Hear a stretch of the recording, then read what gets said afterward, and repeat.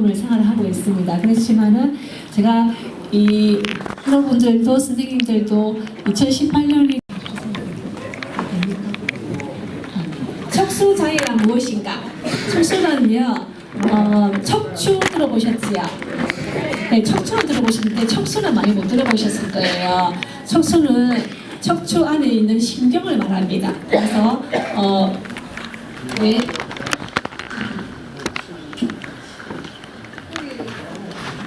여기 보면 이제 우리 어릴 때 슈퍼맨이 영화가 나오셨지요. 슈퍼맨 시리즈로 인해서 슈퍼맨 유명하신 분인데 이분이 94년도에 낙마 사고로 인해서 장애인이 됩니다. 네, 말을 타다가 다쳐가지고 목 아래로 신경이 마비가 됐는데 저보다 더 중증 장애입니다. 이분은 어깨도 설 수 없었고 목도 돌릴 수가 없었어요. 그래서 오직 유일하게 움직이는 거는 호흡기도 불편하기 때문에 호흡상 치료하고야만 했었고요. 이분이 이런 장애를 입었지만은 많은 일들을 사이에 하게 됩니다. 영화에도 휠체어 타고 출연하게 되고, 그 다음에 자기 이름을 딴 그 재단을 설립을 해서 장애인과 또 의료보호 확대를 위해서 많은 운동들을 하게 됩니다. 그래서 나중에는 노벨 힘의 미국에 있는 노벨 의학상이라는 네스카상까지 수상하게 되는데요. 이분이 2004년도에 심장마비로 돌아가시고 그 아내분도 2년 뒤에 폐암으로 사망을 하게 됩니다. 그래서 그 이름을 딴 재단은 이렇게 보면 세 자녀가 지금까지 그 이름을 명맥을 유지를 하면서 사회에 기여를 하고 있습니다. 언어도 되지 않으니까 많은 인종차별을 받았었습니다. 그런데 이분은 11살 때 체주로서 내가 체주로 해가지고 한국을 알리겠다. 그리고 유명한 사람이 돼야 되겠다. 나라를 국위선양을 해야 되겠다는 생각을 가지면서 체조를 하는데 체조 연습 중에 18세 때에 올림픽 꿈나무를 꿈꾸고 있었는데 다치면서 목뼈를 다치게 됩니다. 그래서 또 가슴 아래로 마비가 되면서 이분은 병원에 입원해 있는데 많은 분들이 찾아봅니다. 의사들이 감각이 있습니까? 다리 들어보세요. 움직여보세요. 너무나 무비건조하게 형식적으로 얘기를 하는 겁니다. 그리고 당신 평생 못 걷습니다. 그냥 앉아서 휠체어 생활을 할 겁니다. 얘기를 듣고는 본인이 공부를 해서 정말 환자들에게 힘과 용기를 주는 의사가 되어야겠다 하고 하버드 의대를 가게 됩니다. 거기에서 공부를 해서 존슨 홉킨스 대학병원에 입원을 하게 되죠. 의사로 재활학과 전공 수련의가 됩니다. 이분은 본인이 몸이 불편하지만 중증 장애로서는 두 번째 의사가 된 겁니다. 주변의 사람들도 너무나 중증이기 때문에 의사가 되기 힘들다고 만류를 했었어요. 그런데도 불구하고 유명한 대학병원의 의사가 되고 지금은 하버드대에서 지금 의학연구소에서 일을 하고 있습니다. 그리고 딸은 아버지 피를 물려받았는지 또 체조체 지금 선수가 되고 싶다고 체조를 하고 있습니다. 다음은 또 그런 척수장애 유형이 우리 클론 아시죠? 클론 강원래 씨가 오토바이 사고로 인해서 또 척수장애인이 됩니다. 이분도 불법 유턴하고 있던 그 차량과 오토바이 사고로 인해서 했지만 이분은 조금 아래쪽에 가슴뼈 흉추 쪽을 다쳤기 때문에 손을 자유롭게 쓸 수가 있었어요. 그래서 휠체어를 타고도 나중에 방송에 복귀하게 되지요. 그래서 휠체어 댄스를 선보이면서 또 각종 방송에 나오게 됩니다. 그리고 또 다양한 방송 활동을 하고 있습니다. 자, 그 다음에는 저인데요. 저는 중고등학교 때는 열심히 학교 잘 다녔죠. 또 춤도 좋아해서 학교 대표로 춤도 잘 췄었습니다. 활동적이고 재미있고 잘 놀다가 91년도에 사고가 납니다. 함안에서 군부옥수 쪽에 가는 그 커브길에서 차량 전복 사고로 인해서 큰 사고가 난 뉴스는 나왔다고 하더라고요. 그래서 앞에 2명은 그 자리에서 즉사를 하고 제가 뒷좌석 가운데에 탔었는데 목을 다치는 바람에 사고가 났습니다. 그래서 중증장애가 되어서 20살이니까 너무 꽃다운 나이지요. 많은 걸 하고 싶었고 또 하고 싶은 것도 있었는데 하루아침에 이 두 다리도 못 쓰고 또 두 다리뿐만 아닙니다. 이 척수장애라는 것은 어떤 장애를 가져오냐면요. 신경이 마비가 되면서 운동신경과 감각신경이 같이 없습니다. 그래서 뜨거운 물이 이렇게 몸에 부어져도 고통을 느낄 수가 없습니다. 제가 한 번은 집에서 이제 출근한다고 보온병 물을 팔팔 끓여가지고 100도씨 이상 되는 물을 팔팔 끓여가지고 저한테 주시는 겁니다. 그래서 저는 이제 무릎에 올려놓고 뒤에 활동 보조인 이렇게 밀고 가는데 11층에서 1층까지 내려오는데 잘 내려왔어요. 근데 입구에서 뭐지? 제 몸에서 물이 줄줄 흐르는 겁니다. 어머 이게 뭐지? 이러고 이렇게 다 물을 들고 보니까 세상에 그 뜨거운 물이 제 무릎에서 흐르고 있었던 거예요. 이중으로 잠금이 되어 있었는데 한 번밖에 안 잠겨 있어서 안에서 물이 흐르고 있는데 그 뜨거운 물이 흐르고 있었던 감각이 없는 겁니다.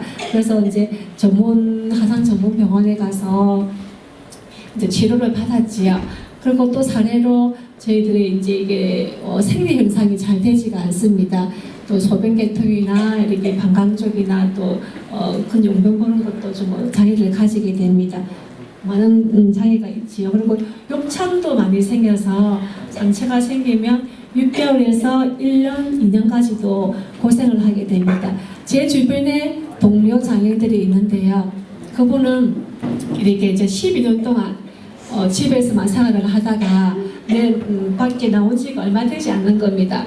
그분들이 동료 장애인이 제가 지금 깔고 있는 게 욕창용 방석을 깔고 있는데요. 이 방석을 알지를 못해서 12년 동안 집에만 갇혀있어 놓으니까 이 방석에 대한 정보가 없는 거예요. 그래서 그 방석을 깔지 못하고 일반 방석을 타고 있다가 욕창이 걸렸는데 뼈가 안에서 근육이 썩고 있었습니다. 근데 그걸 모르고 있다가 가보니까 이 판에 보니까 귤 있죠. 요만한 주먹 좀 반쯤 되는 귤 크기만큼의 욕창이 있었던 겁니다. 그래서 몇 년 또 고생을 하게 되지요.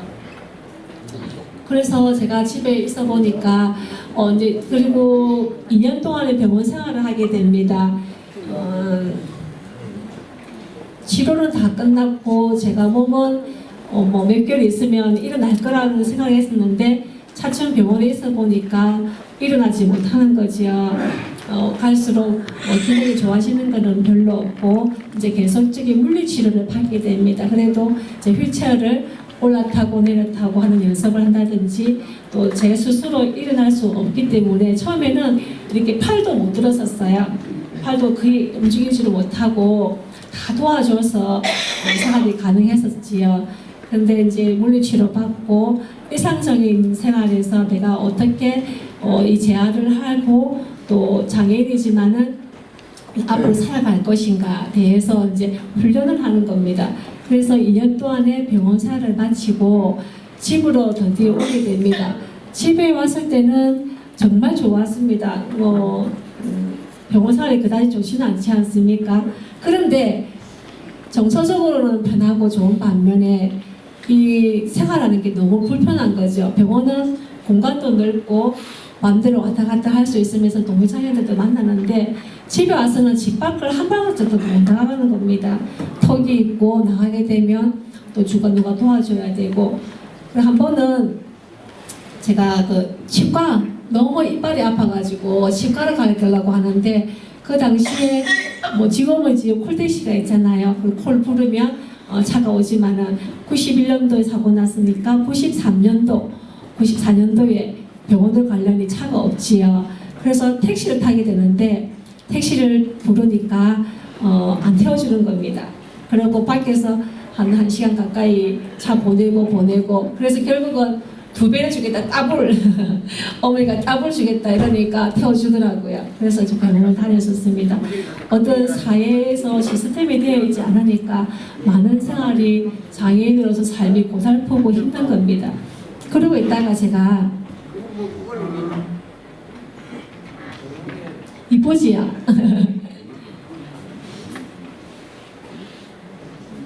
누군데? 올라가는데? 기다린 고독의 시간이 지나고 나서 저에게 어떤 계기가 마련이 됩니다. 주변에서 같이 모임을 활동을 하면서 같이 자립생활 운동을 해보자고 얘기를 듣게 됩니다. 그래서 저는 그게 뭐냐고 물어보니까 이러더라고요. 지금 내가 늘 이제 이렇게 살면서 고민되는 게 지금 어머니가 옆에 계셔서 저를 대소변을 받아내고 또 음식을 해주시고 같이 살아가지만 어머니가 돌아가시고 나면 나는 어떻게 살까? 늘 그게 고민이었습니다. 물론 형제도 오빠도 있지만은 피도 물보다 진하다 하지만은 부모님만큼은 그 예산이 없지 않습니까, 그렇죠? 그러다 보니까 어머니 돌아가시면 어떻게 할 거는데 이 자립생활 운동이 나 차후에 제가 혼자서도 살아갈 수 있는 사회를 만든다는 겁니다. 혼자서도 어떻게 살아갈까? 정말 저는 저것으로 이해가 처음에는 안 됐었어요. 근데 같이 모여서 이제 그 운동을 전개를 하게 됩니다.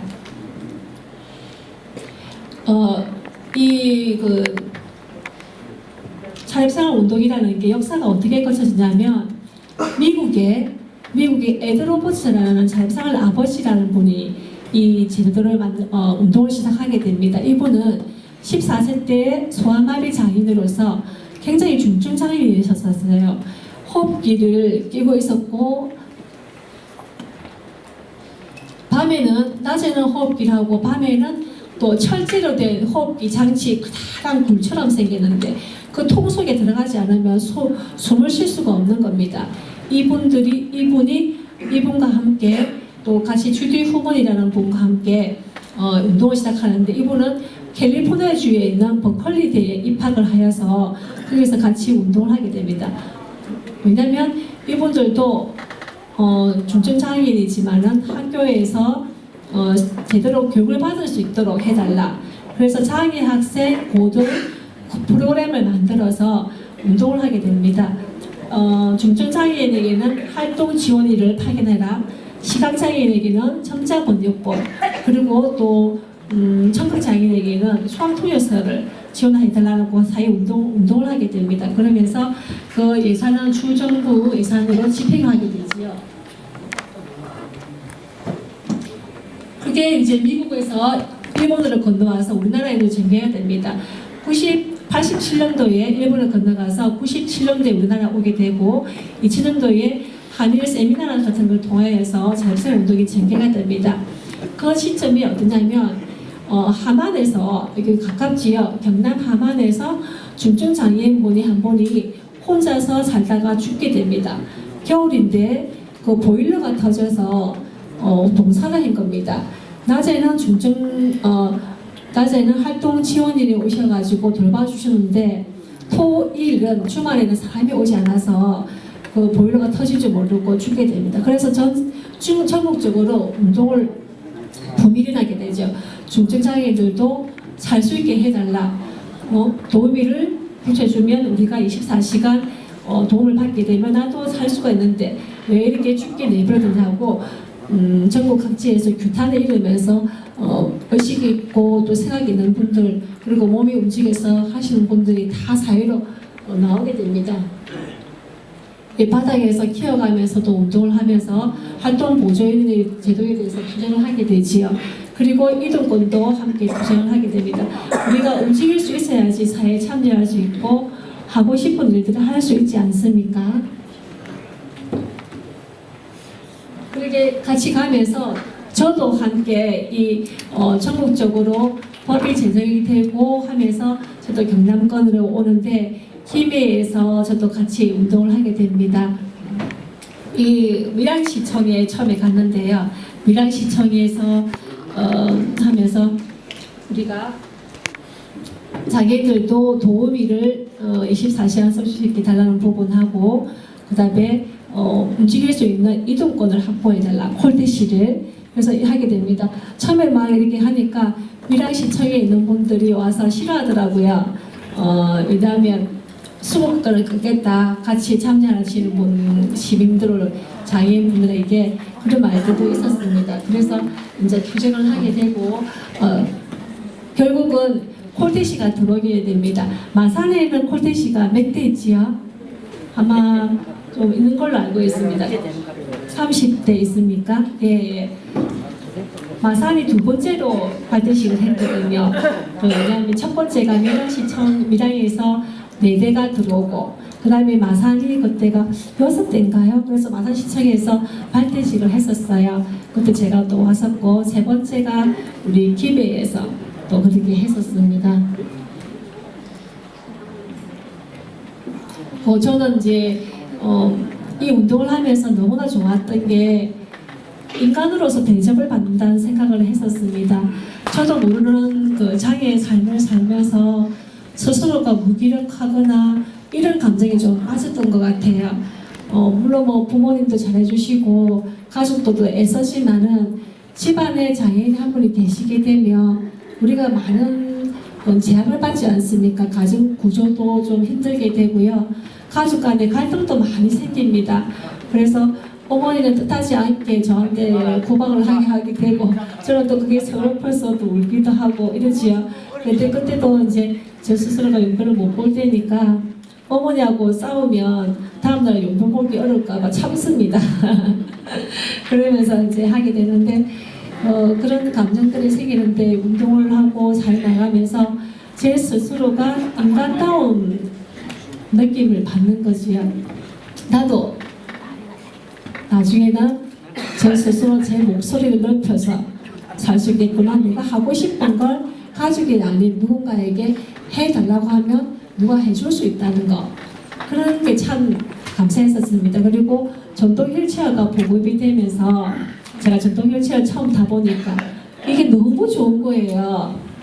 집에서는 집 밖에 고생해봐 거실, 방 왔다 갔다 하는데 집 밖을 나가는데 어머 이 뒤에 저기 날개가 있는 줄 알았습니다. 전동 휠체어를 타고 은행을 갔습니다. 은행에 가서 통장 하나 개설을 하고 한꺼번에 입금할 수 있는 것도 한 번 안 시키고요. 한 번 가서 10,000원 시키고 또 가서 10,000원 시키고 왜냐하면 제가 보상을 받아도 제가 돈을 써본 적이 없어요. 통장에 돈이 뭐 들어와 있는데도 가족들이 다 사용하고 하니까 이 현실 감각이 없고 그 제 돈 같지가 않잖아요. 그렇죠? 그래서 입금하고 나중에 보니까 너무 뿌듯하더라고요. 그리고 동사무소를 갔습니다. 동사무소에 가서 제가 살아있는 거 없는가 등본을 한 통 떼봤습니다. 그래서 자기 존재감을 확인하는 거지요. 나도 내 잃어버렸던 내 이름에 대한 거, 내 존재감 이런 것들을 이제 사회적으로 확인을 하는 겁니다. 그리고 제 스스로 미용실을 이제 갔습니다. 늘 오빠의 도움을 받아서 저는 좀 그곳이 마음에 안 드는데 가까웠다고 그걸로 데리고 가더라고요. 제가 좀 깔롱을 지었거든요. 그래서 제가 원하는 마음에 드는 미용실을 다녔고요. 또 필요할 때는 약국에 가서 약도 타고 필요한 것도 사고 그리고 홈플러스가 김해 생겼는데 7년 만에 가봤습니다. 7년 만에. 물론 뭐 가족들이 갈 수 있는데 그렇게는 또 안 가고 싶더라고요. 딱히 살라고 하니까 또 불편할 것 같기도 하고 그런데 7년 7주년 기념 딱 오픈할 때 갔습니다. 갔더니 어머 너무 좋은 거 있죠. 늘 김해가 홈플러스가 정말 크거든요. 전국적으로 제일 큽니다. 매장이 제일 큰데 거기가 이제 그 매장마다 문이 없으니까 뭐 보통 문 열고 들어가면 불편한데 매장이 오픈되어 있으니까 막 돌아다니고 또 시식코너 가서 먹고 화장실도 너무 잘 돼 있어요. 화장실도 가고 그래서 이제 지역 사회에서 제가 한 발짝 나가면서 이 생활들을 하고 이제 편리점을 찾죠. 그러니까 이 제가 느끼는 거는 이 사회가 그동안에는 장애를 만들지 않았나. 콜대시가 있어서 내가 불러서 비용을 지불하고 가고 싶은 데 가고 가족이 아닌 누군가가 도움이 되셔서 내가 이걸 해주십시오. 오늘은 무슨 반찬 만들어주세요. 오늘 어디 가고 싶은데 같이 동행해 주세요. 이런 나의 결정권. 그죠? 이런 것들이 제 스스로가 정말 어떤 때는 이런 생각이 많이 들었습니다. 죽고 싶은 생각도 참 많이 했었어요. 과거에는 뭐 이렇게 뭐 똥만 사고 밥만 먹고 뭐 이런 느낌, 시추기 같은 느낌도 많이 들었었어요. 근데 이 운동을 하고 내 자존감을 회복을 하면서 나도 이 사회에 내가 이런 운동을 하고 사회에 기여를 함으로써 다른 장애인이 내 뒤에 오는 장애인분들이 이런 제도를 이용함으로써 빨리 사회에 나올 수 있겠구나.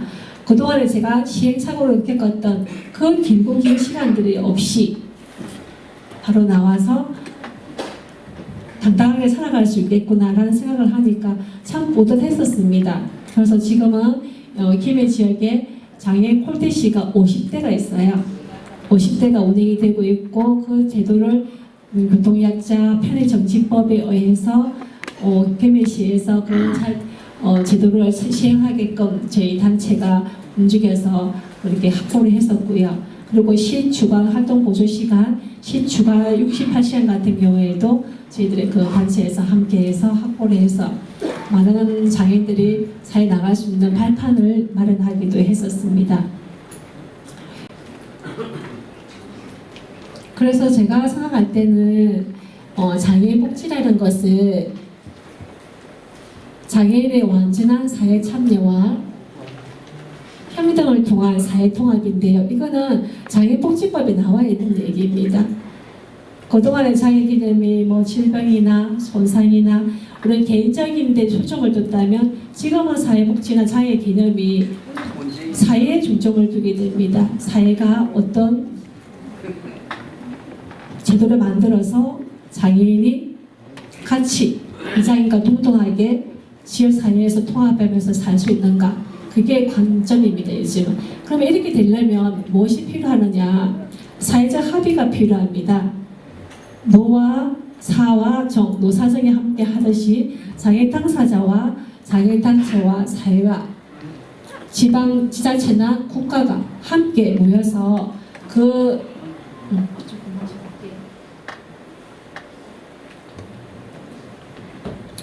함께 합의를 이루어서 살아갈 수 있는 사회를 만드는 겁니다. 정말 이게 우리가 개인적인 목소리를 한 사람 내게 되지만은 가장 개인적인 것이 정치적이라는 말도 있습니다. 그리고 이는 우리가 개인의 문제이지만 사회적 어제로 전환을 하여서 사회 문제로 봐야 됩니다. 우리도 건강하신 분들도 나중에는 또 장애인 될 수 있는 그런 사회 구조 속에서 살고 있습니다. 또한 출산 문제든지 또 노인 문제든지 많은 문제들이 간과할 수가 없어요. 내 가족 얘기고 또 나의 얘기고 되는 거지요. 그래서 개인의 문제를 사회적 의제로 전환할 수 있는 그런 사회적 합의가 필요하고요.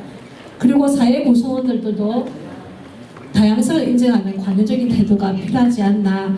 그래서 함께 가고 함께 올려갈 수 있는 사회가 필요하다고 그런 생각이 듭니다. 그러면 이런 제 삶을 통하여서 얘기를 나눠봤는데요.